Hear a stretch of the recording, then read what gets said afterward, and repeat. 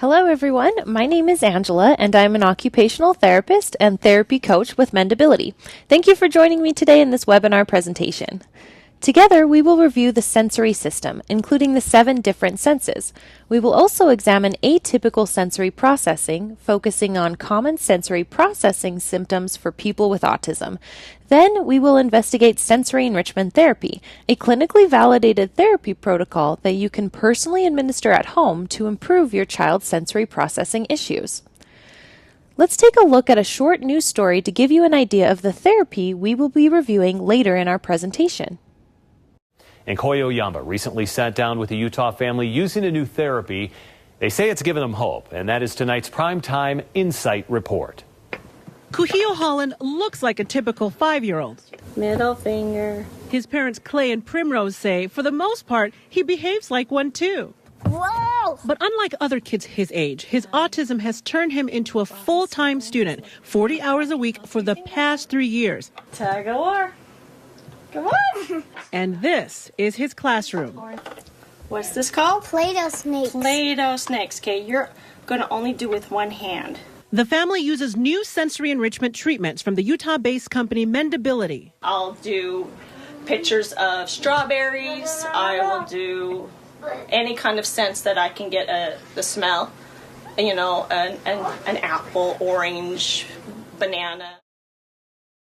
Kuhio is not the only one living with autism. In fact, as you are probably well aware, autism is becoming more prevalent and recognized in the United States and around the world. The Centers for Disease Control and Prevention reported that 1 in every 68 children is diagnosed with autism. This diagnosis is 5 times more common in boys compared to girls, and it affects all racial, ethnic, and socioeconomic groups. Last month, in November 2015, the National Center for Health Statistics announced that they believe autism may be even more common than we thought. Their results from the 2014 National Health Survey indicate that autism affects 1 in every 45 children. One common feature of autism is the presence of sensory processing issues. In fact, we find that 90% of children with autism have sensory processing abnormalities, expressed as oversensitivity and undersensitivity. To give you an example of what these terms mean, think of each sense as a cup, and water as sensory input. You want your cup to be full, but not overflow. People who are oversensitive in one sense have a small, thimble-sized cup, which requires very few drops to fill. It doesn't take much sensory input before their cup overflows and they become overwhelmed. People who are undersensitive in one particular sense have a very large mug that takes a lot of drops to fill. They seek out or receive lots of sensory input, but their cup never seems to get full. These sensory processing abnormalities can make life challenging for people with autism because it is through our senses that we learn about and understand the world around us. Dr. Jean Ayres, an occupational therapist and developmental psychologist known for her work in sensory integration, recognized the importance of the senses and how sensory information is processed by the brain. She found that over 80% of the brain is involved in processing and organizing sensory input. Consequently, she described the human brain as a sensory processing machine. So let's review how humans process sensory information. As you can see, we receive input through our 7 senses, we process that information or integrate it, then we respond based on how we process and interpret the sensory information. At this point, we receive feedback or additional input from the environment, again through our senses, and the cycle continues. For neurotypical individuals, this process is organized and straightforward. For people with autism, this process is chaotic and confusing. To give you an example of one child with autism, I would like to introduce you to Emily. Emily is an adorable 10-year-old girl who is very creative and loves to play pretend. She is great at problem solving. When I was introduced to Emily about 5 months ago, she was verbal, but often used poor grammar. As Emily's mother explained, Emily talked like a very intelligent 5-year-old, even though she was 10. Emily struggled with social situations with peers. She was often overwhelmed and would wait restlessly for the next break when she could get away and be on her own. For the past 2 years, Emily ate only 10 foods. This limited diet made it challenging for Emily's mother to plan healthy meals and limited the family's ability to dine out. Emily struggled with a variety of sensory processing issues. We will use Emily as an example of how a child with autism might struggle with processing sensory information as we review the 7 different senses. The first sense we will start with is sight. We use our sense of sight to recognize, process, and interpret visual stimuli.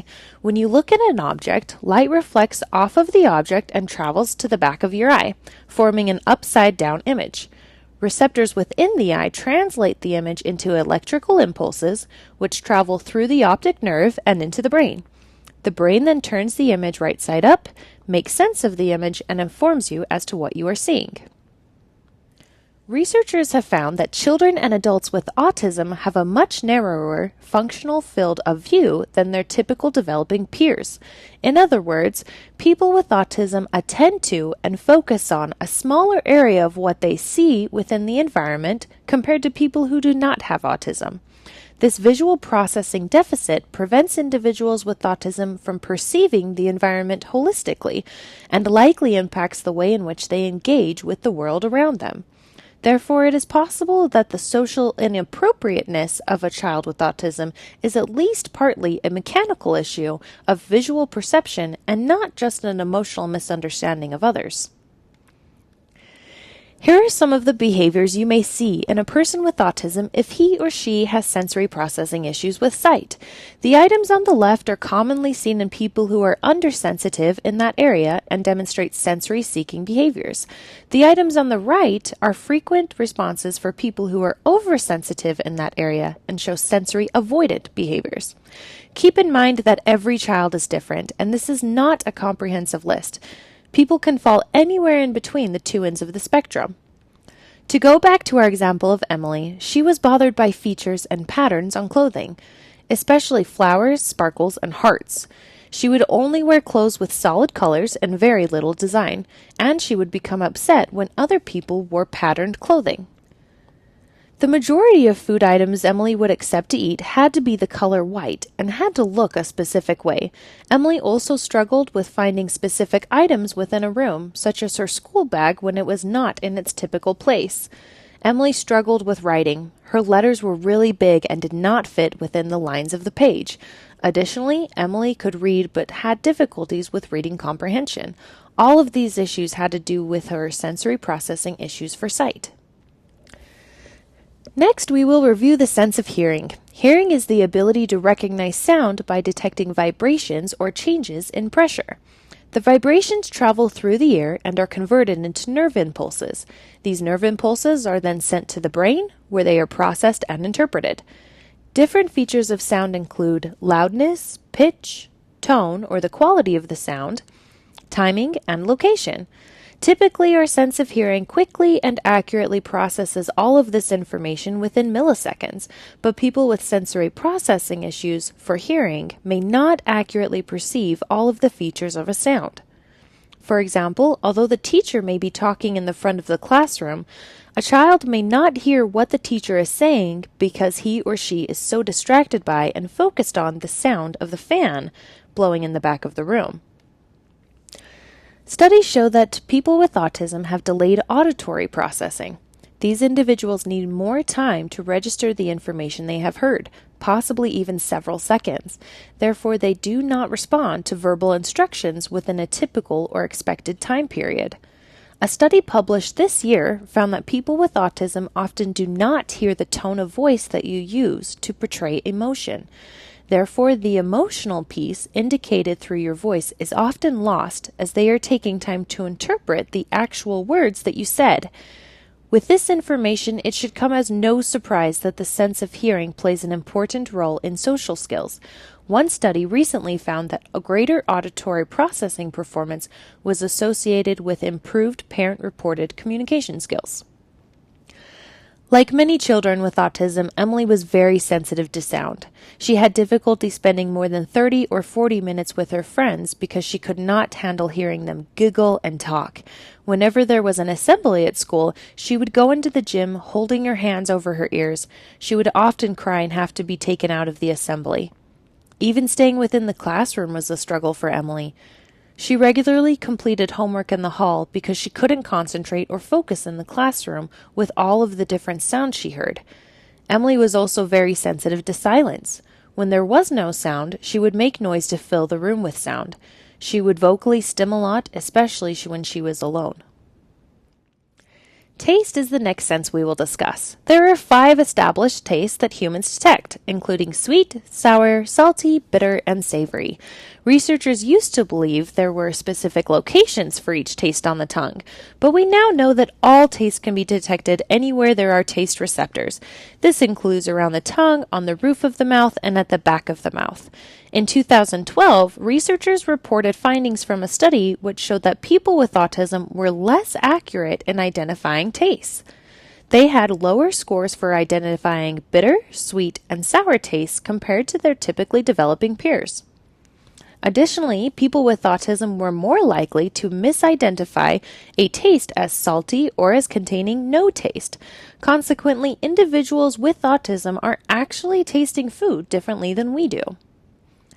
Emily was very sensitive to taste. As I mentioned before, she ate only 10 foods at a time, and the flavors were typically bland. She ate only a couple of fruits and 1 vegetable. After several requests and receiving a bribe, Emily would taste new foods and then literally gag each time.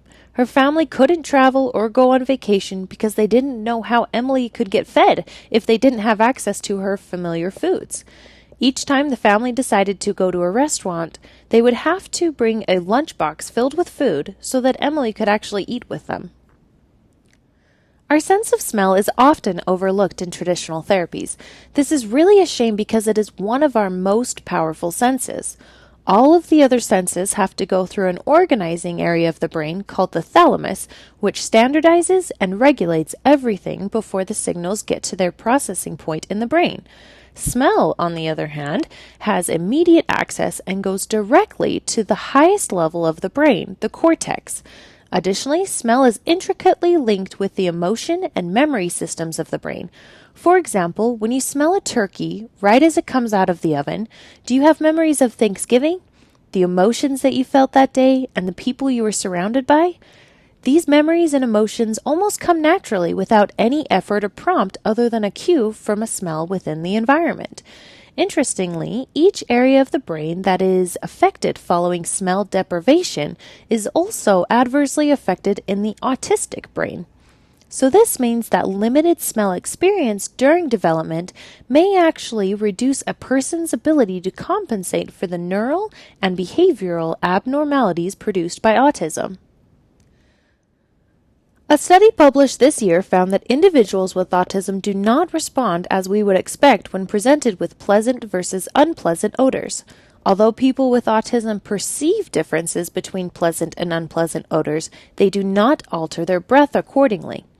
In a separate study from 2014, researchers discovered that people with autism perceive scent from further distances compared to their typically developing peers.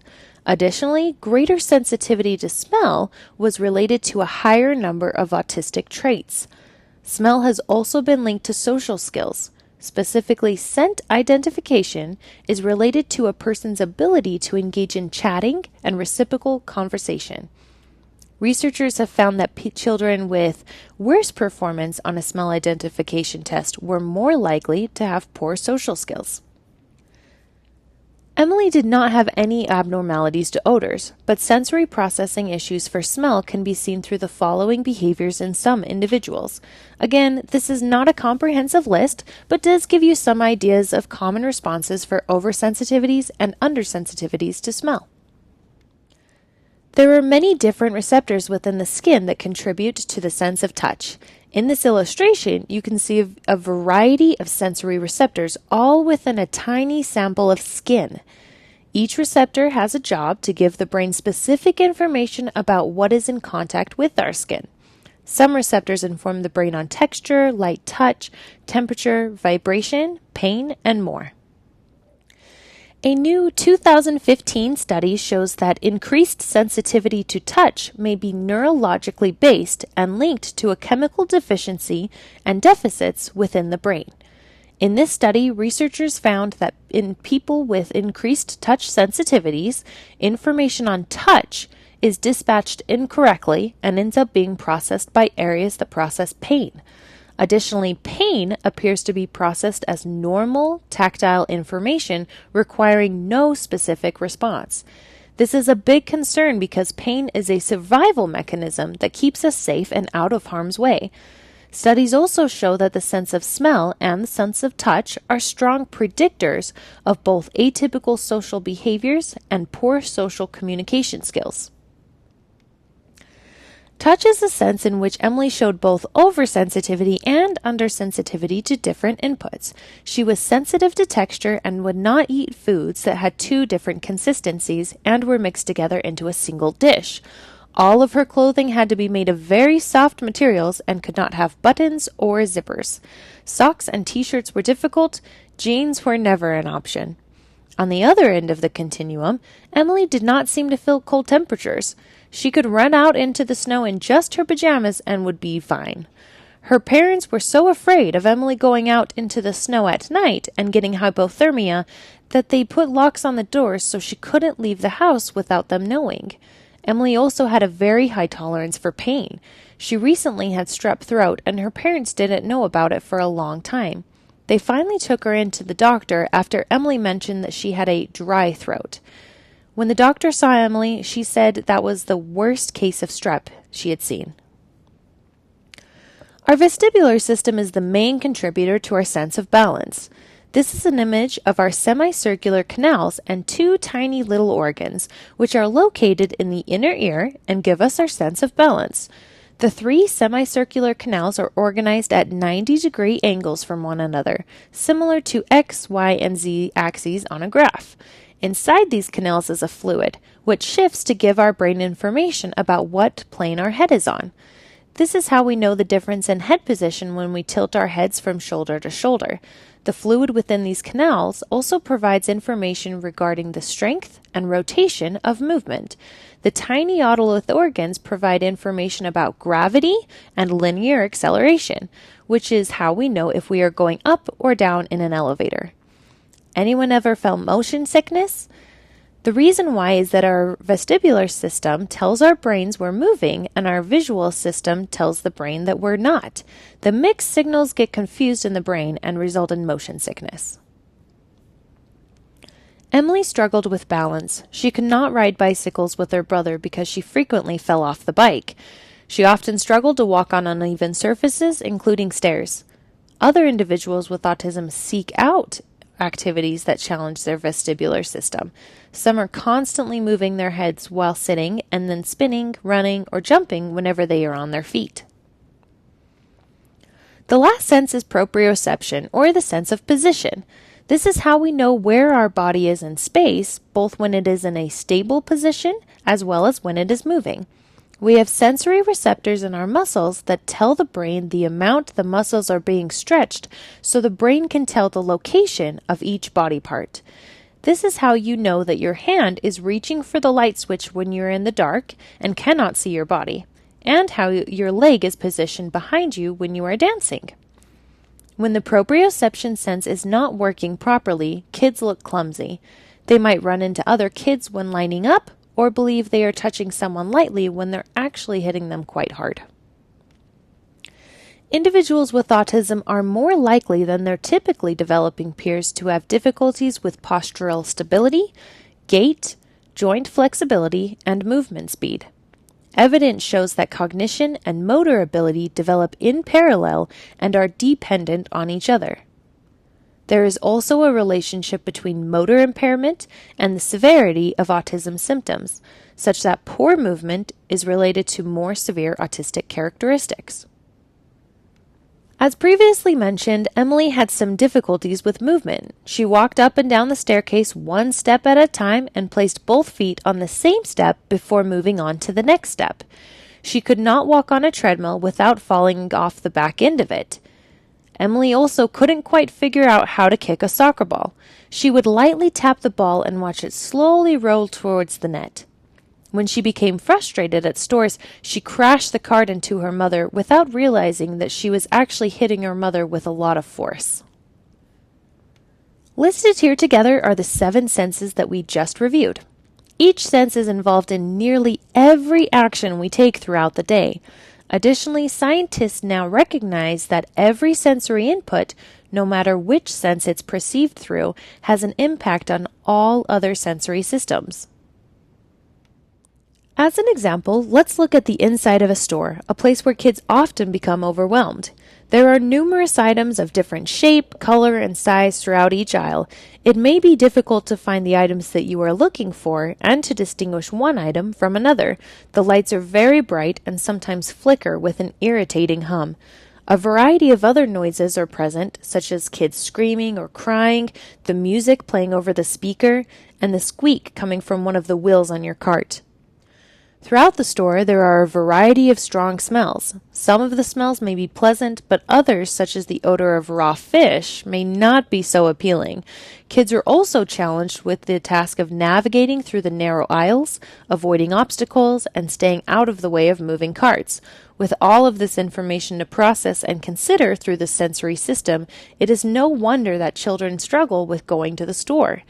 Through this simple example, you can see how each sense affects the other senses and how important it is that the senses are able to effectively communicate. Without communication among the senses, it becomes difficult for the brain to receive the essential information it needs to understand the environment, control the body, and form appropriate responses. Going back to the sensory continuum, here is an example of about where Emily was functioning for each sense. Every one of us has a continuum for each of our senses, and we are all unique in our response to sensory stimulation. Therefore, it is not just people with autism who have sensory processing issues. We all do. For example, you may be undersensitive to taste and seek out a variety of flavors, add different spices to your food, and regularly suck on strong mints or candies. Then you might also be oversensitive to sound, where someone chewing gum, tapping their pencil, or humming can greatly disturb your concentration and possibly set you off the deep end. There is an endless number of combinations, and each one is affected by internal and external factors such as sleep, hunger, and stress. So, when you consider the context of kids' maladaptive responses to sensory input, they're actually quite adaptive. Without the ability to process sensory information correctly, express oneself, or adapt to the environment, people with autism often become anxious or frustrated, leading to meltdowns, tantrums, or aggressive behaviors. So what can be done about these sensory processing issues? Like many of you, Emily's mother, Jennifer, enrolled Emily in various treatments to help her work through these sensory processing issues and improve her symptoms of autism.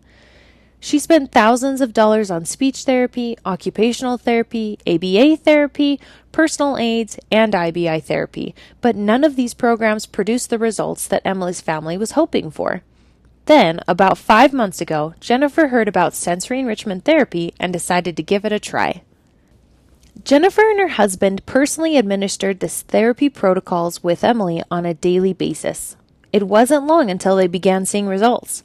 Since starting sensory enrichment therapy, Emily has reduced the amount of verbal stimming she does throughout the day and interacts with people instead. She has an increased interest in others, including her brother. As Jennifer explained, even if it's just a few minutes at a time, Emily goes to him, asks him questions. It's almost like she realized he can interact with her.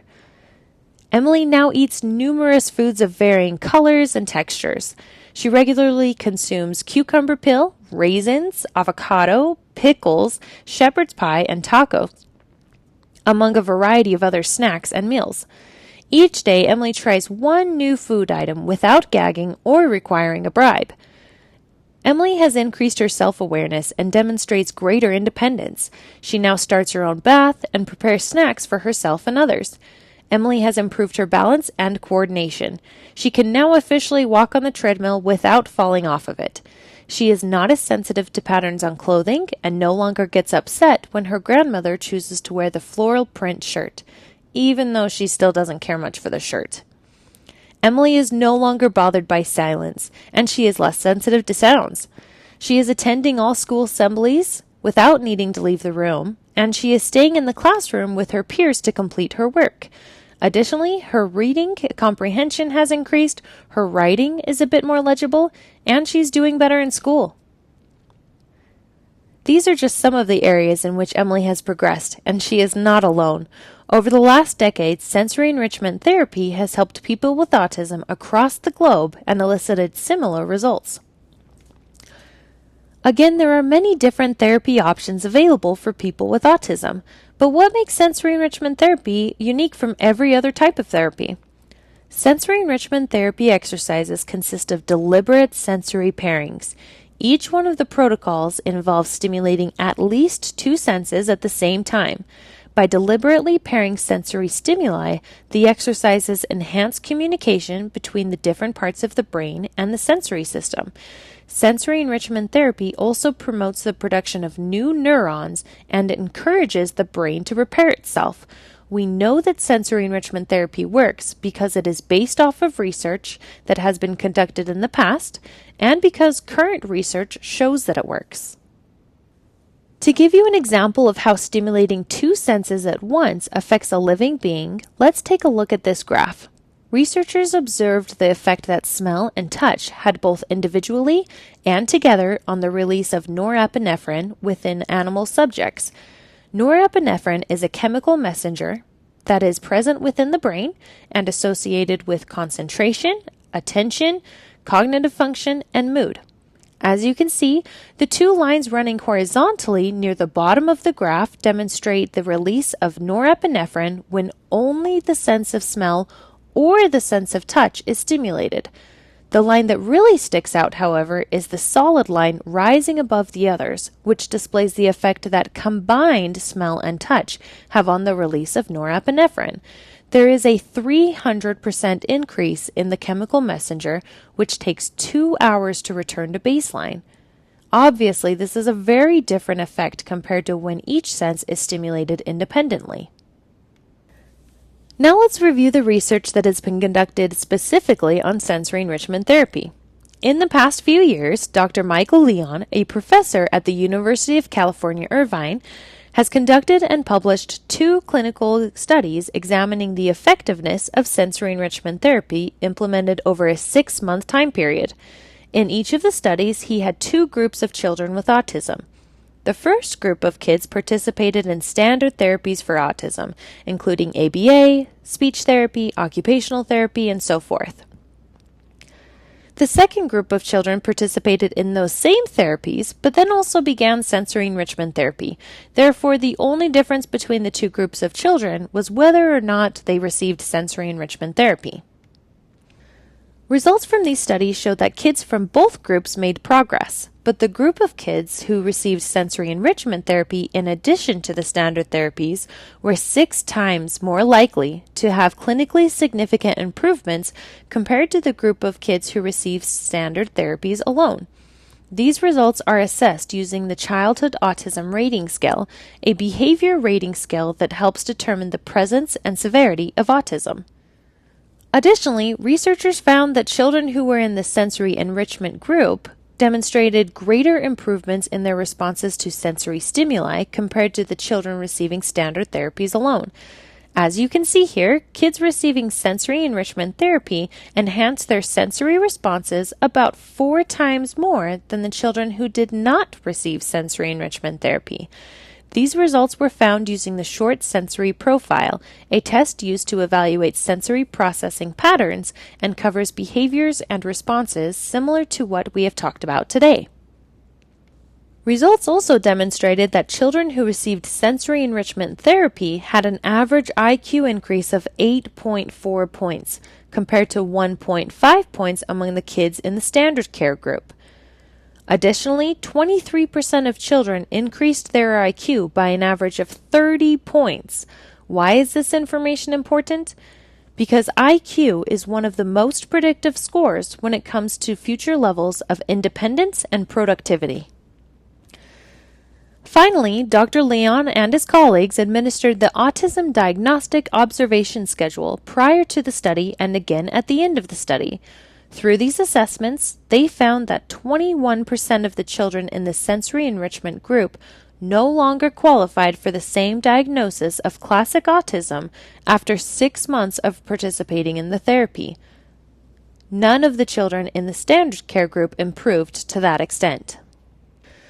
Based on the information found from these 2 research studies, we can see that adding sensory enrichment therapy to the other therapies you are already doing increases the likelihood that your loved ones with autism will improve in their sensory processing, enhance IQ, and reduce autistic behaviors.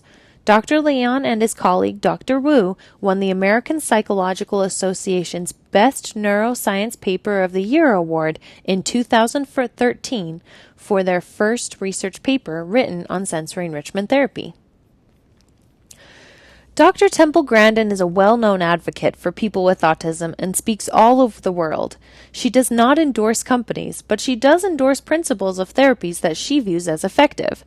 Dr. Grandin recognizes the benefits that sensory enrichment therapy can have on people with autism and has publicly supported the use of this therapy.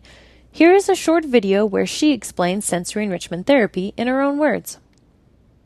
Well, I just heard about a brand new study that's been done up at in California, Dr. Wu, and they took children aged 4 through 12 that had speech delay, and they stayed in their regular programs, ABA or whatever the speech therapy the school was doing, and then they got an hour a day of sensory therapy where they did a lot of variety of stimulation, like walk on different kinds of flooring, smell different smells, do different activities in a mirror, big variety, always doing more than one sensory thing at a time, and it was done as a controlled experiment, where half the kids just got the regular treatment and the other half got this added sensory treatment. And they got some really big, significant improvements. And they made the point of using all very inexpensive things that would be in any house. Let's build off of the description that Dr. Grandin provided about sensory enrichment therapy and examine what it would actually look like for you and your child. Each therapy session takes approximately 10 to 15 minutes to do. You are asked to start by implementing just one session of the therapy each day. Then, when you feel ready, we ask that you complete 2 10 to 15-minute sessions per day. The therapeutic activities are carried out by parents, caregivers, or when appropriate, can also be self-administered. They are completed within natural settings, such as at home or school, and utilize common household items. Each of the assigned therapeutic exercises are customized and individualized to the recipient's specific needs, skills, and abilities. This means the therapy is appropriate for people of all ages. In fact, we have found that teenagers and young adults make the same amount of progress compared to young kids. You also receive written directions and instructional videos for each of the therapeutic exercises on your own personal online account. Additionally, you have contact with a therapy coach, who happens to be an occupational therapist specially trained in sensory enrichment therapy. This professional will teach and support you with the implementation of the therapy. Communication with your therapy coach can involve your preferred method of contact, including phone calls, emails, or video sessions. Because you have access to all instructional information via the internet and phone, this therapy can be done anywhere by anyone. As mentioned previously, sensory enrichment therapy complements other therapies, so you do not have to stop the other programs that you are already doing when adding sensory enrichment therapy to your routine. Mendability is the creator and only current provider of sensory enrichment therapy. Here is an example of what we call a worksheet. It provides you with all of the information you need to view therapeutic exercises, contact your coach, and keep a written history of your child's progress. When you select the blue-colored instructions button to the right of each one of the exercises, you will see the detailed description and video demonstration of the therapeutic activity. We also recently added a new goals system to the worksheets. Through this system, you are invited to select, create, and edit goals for your loved one with autism. The goals you choose affect the therapeutic activities provided on each worksheet so that the mendability exercises assist your loved one to work towards those specific goals. To conclude today's webinar, I would like to share a story posted by Jennifer which describes Emily's latest birthday party.